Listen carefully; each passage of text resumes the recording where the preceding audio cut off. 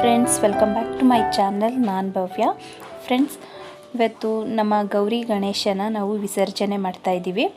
ಈಗಾಗಲೇ ನೀವು ಗೌರಿ ಹಬ್ಬ ಮತ್ತು ಗಣೇಶ ಹಬ್ಬನ ನಾನು ಯಾವ ರೀತಿ ಆಚರಿಸ್ತೀನಿ ಅನ್ನೋ ವಿಡಿಯೋನ ನೋಡಿದ್ದೀರಾ. ಅದೇ ರೀತಿ ಹೇಗೆ ವಿಸರ್ಜನೆ ಮಾಡೋದು ಅನ್ನೋ ವಿಡಿಯೋನು ನಾನು ನಿಮಗೋಸ್ಕರ ತೋರಿಸ್ತಿದ್ದೀನಿ. ಎಷ್ಟೋ ಜನಕ್ಕೆ ಮನೆಯಲ್ಲಿ ಹೇಗೆ ವಿಸರ್ಜನೆ ಮಾಡ್ಕೊಳ್ಳೋದು ಅಂತ ಗೊತ್ತಿರಲ್ಲ. ಅದಕ್ಕೋಸ್ಕರ ಈ ವಿಡಿಯೋ ಮಾಡ್ತಾಯಿದ್ದೀನಿ. ಐ ಹೋಪ್ ನಿಮಗೆಲ್ಲ ಈ ವಿಡಿಯೋ ಇಷ್ಟ ಆಗುತ್ತೆ ಅಂತ.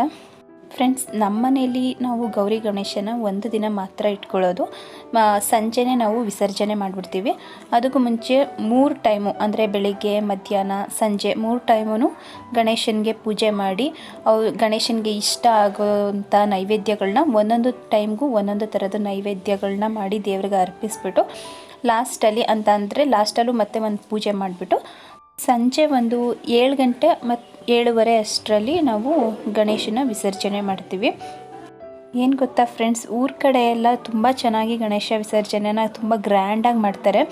ಅಲ್ಲಿ ಯಾವ ಥರ ಅಂತಂದರೆ ಯಾವಾಗಲೂ ನೈಟ್ ಟೈಮ್ ಎತ್ತುತ್ತಾರೆ ಮತ್ತು ಬೆಳಗಿನ ಜಾವ ಹೊಳೆಗೆ ಹತ್ರ ತಗೊಂಡೋಗಿ ಗಣೇಶನ ವಿಸರ್ಜನೆ ಮಾಡ್ತಾರೆ.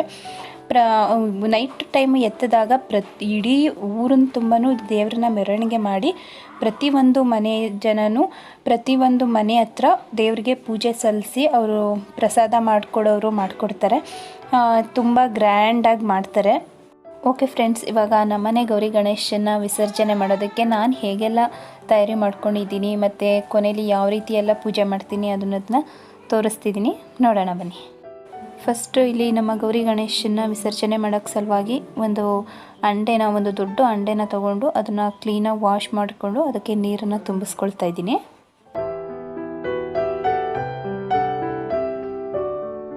ನೀರೆಲ್ಲ ತುಂಬಿಸಿದಾದ್ಮೇಲೆ ಅಲ್ಲೆಲ್ಲ ರಂಗೋಲಿ ಹಾಕ್ಕೊಂಡು ರಂಗೋಲಿಯಿಂದ ಅಲಂಕಾರ ಮಾಡ್ಕೊಳ್ತಾ ಇದ್ದೀನಿ.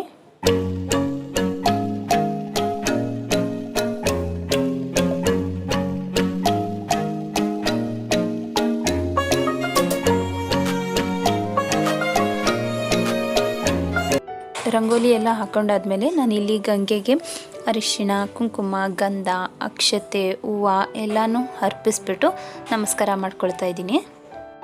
ವಿಸರ್ಜನೆ ಮಾಡೋಕ್ಕೂ ಮುಂಚೆ ಫಸ್ಟು ನಾವು ಗಂಗೆ ಪೂಜೆನ ಮಾಡ್ಕೊಳ್ಬೇಕಾಗಿರುತ್ತೆ. ಅದಕ್ಕೆ ಸಲುವಾಗಿ ನಾನು ಈ ಥರ ಪೂಜೆನ ಮಾಡ್ಕೊಳ್ತಿದ್ದೀನಿ.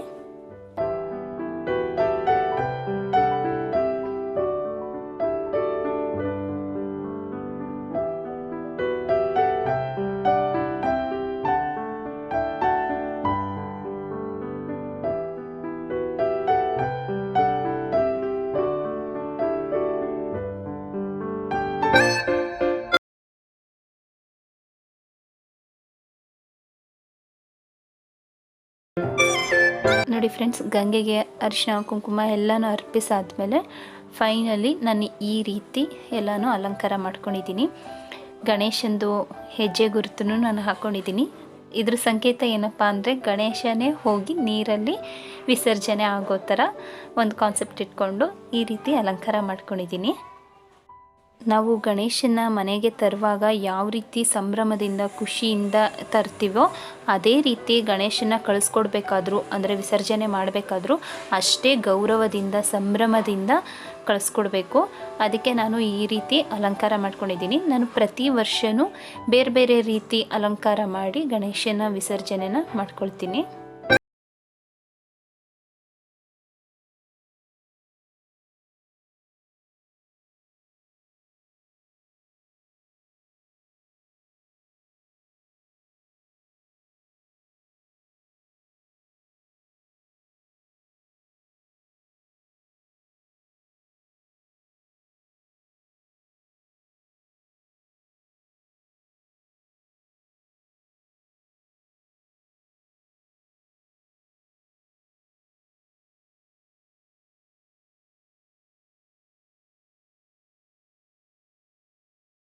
ಎಲ್ಲ ರೀತಿ ತಯಾರಿ ಮಾಡ್ಕೊಂಡಾದ್ಮೇಲೆ ಕೊನೆಯದಾಗಿ ಮತ್ತೆ ಇನ್ನೊಂದು ಸಲ ಗಣೇಶನಿಗೆ ಪೂಜೆನ ಮಾಡಿಬಿಟ್ಟು ನೈವೇದ್ಯನ ಅರ್ಪಿಸ್ಬಿಟ್ಟು ಲಾಸ್ಟಲ್ಲಿ ತಗೊಂಡೋಗಿ ನಾವು ದೇವರನ್ನ ವಿಸರ್ಜನೆ ಮಾಡ್ತೀವಿ.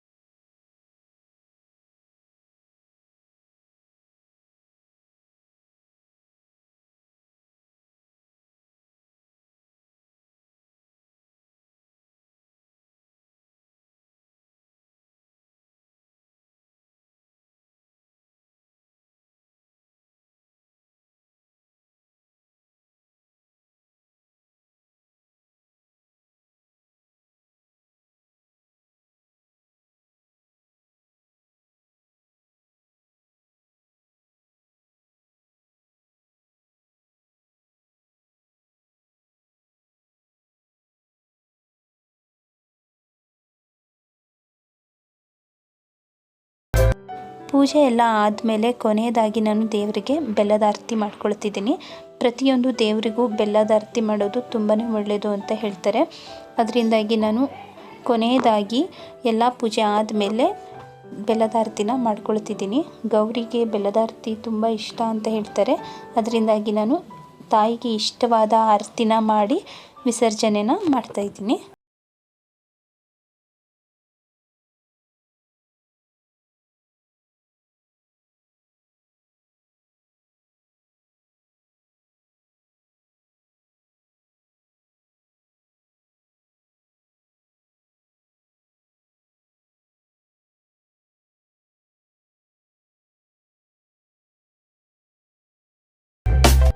ವಿಸರ್ಜನೆ ಪೂಜೆಗೆ ಕುಂಕುಮ ತಗೊಳ್ಳೋದಕ್ಕೆ ಅಂತ ನಾನು ನಮ್ಮನೆ ಪಕ್ಕದವ್ರನ್ನೂ ಕರೆದಿದ್ದೆ. ಅವರು ಸಹ ಬಂದು ದೇವರಿಗೆ ಅಕ್ಷತೆ ಹಾಕಿ ದೇವರ ಆಶೀರ್ವಾದ ಪಡ್ಕೊಂಡು ಪ್ರಸಾದ ತಗೊಂಡು ಅವ್ರ ಮನೇಲೂ ಪೂಜೆ ಇದೆ ಅಂತ ಬೇಗ ಹೊರಟೋದ್ರು. ಅವರು ಹೋದಾದ್ಮೇಲೆ ನಾನು ನನ್ನ ಮಗ ಸಂಜು ಎಲ್ಲ ಸೇರಿ ದೇವ್ರನ್ನ ವಿಸರ್ಜನೆ ಮಾಡಿದ್ವಿ.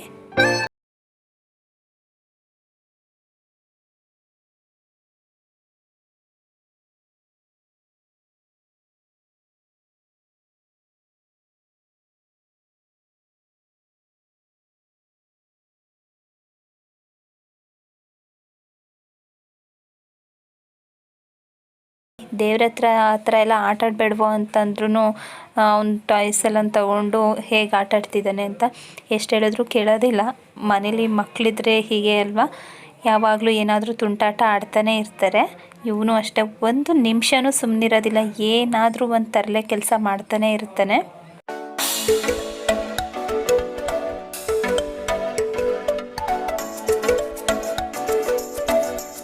ಓಕೆ, ಇವಾಗ ವಿಸರ್ಜನೆಗೆ ಟೈಮ್ ಆಯಿತು. ಇವಾಗ ದೇವರಿಗೆ ಕೊನೆಯದಾಗಿ ಇನ್ನೊಂದು ಸಲ ಆರತಿನ ಬೆಳಗ್ಬಿಟ್ಟು ನಾವೀಗ ವಿಸರ್ಜನೆನ ಮಾಡ್ತಿದ್ದೀವಿ.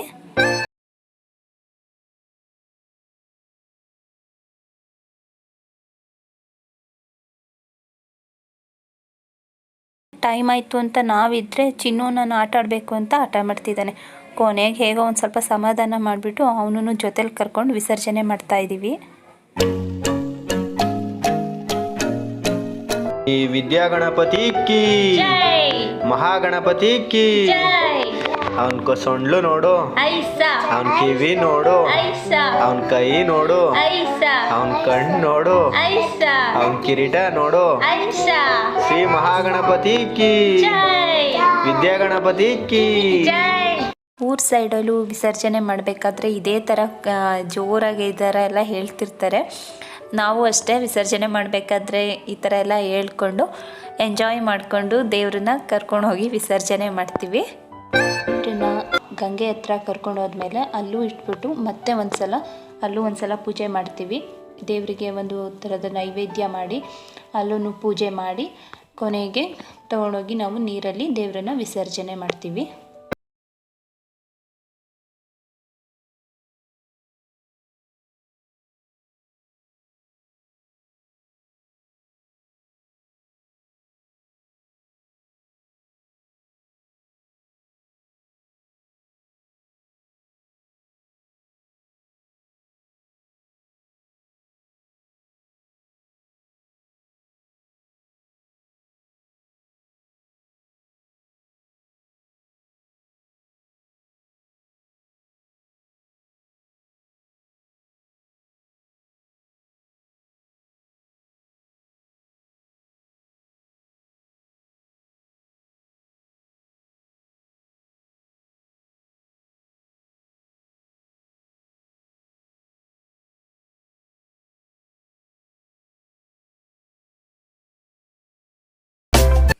ನಾವು ಪೂಜೆ ಮಾಡ್ತಾಯಿದ್ರೆ ಚಿನ್ನು ಪ್ರಸಾದ ತಗೊಂಡು ತಿಂತಿದ್ದಾನೆ ನೋಡಿ.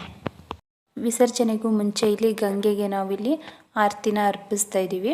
ಅಂದರೆ ಎಲೆ ಮೇಲೆ ₹1 ಕಾಯಿನ್ ಇಟ್ಟು ಅದ್ರ ಮೇಲೆ ಕರ್ಪೂರ ಇಟ್ಟು ಅದನ್ನು ಹಚ್ಚಿ ದೇವರಿಗೆ ಬಿಡ್ತೀವಿ. ಅದನ್ನು ಬಿಟ್ಟು ಅದು ಆರಿದ ಮೇಲೆ ನಾವು ಗಣೇಶ ಮತ್ತು ಗೌರಿನ ವಿಸರ್ಜನೆ ಮಾಡ್ತೀವಿ.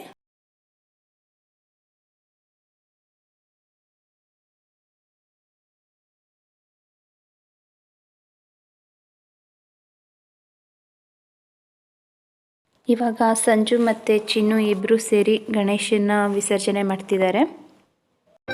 ಶ್ರೀ ವಿದ್ಯಾ ಗಣಪತಿ ಕಿ ಜೈ. ಮಹಾಗಣಪತಿ ಕಿ ಜೈ.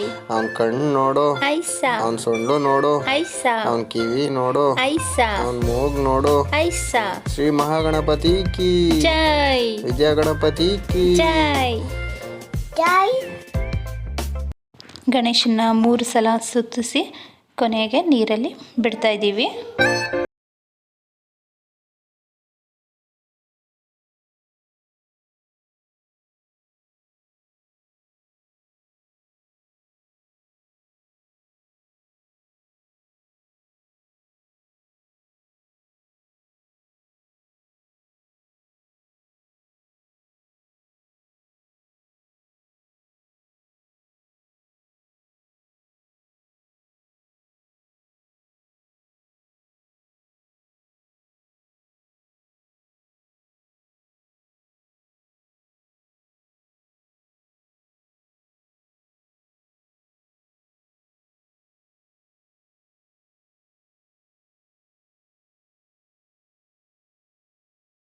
ಗಣೇಶನ ವಿಸರ್ಜನೆ ಆದಮೇಲೆ ಗೌರಿಗೆ ಇಲ್ಲಿ ನಾನು ಆರತಿ ಬೆಳಗ್ಬಿಟ್ಟು ಗೌರಿನ ನಾನಿಲ್ಲಿ ವಿಸರ್ಜನೆ ಮಾಡ್ತಿದ್ದೀನಿ.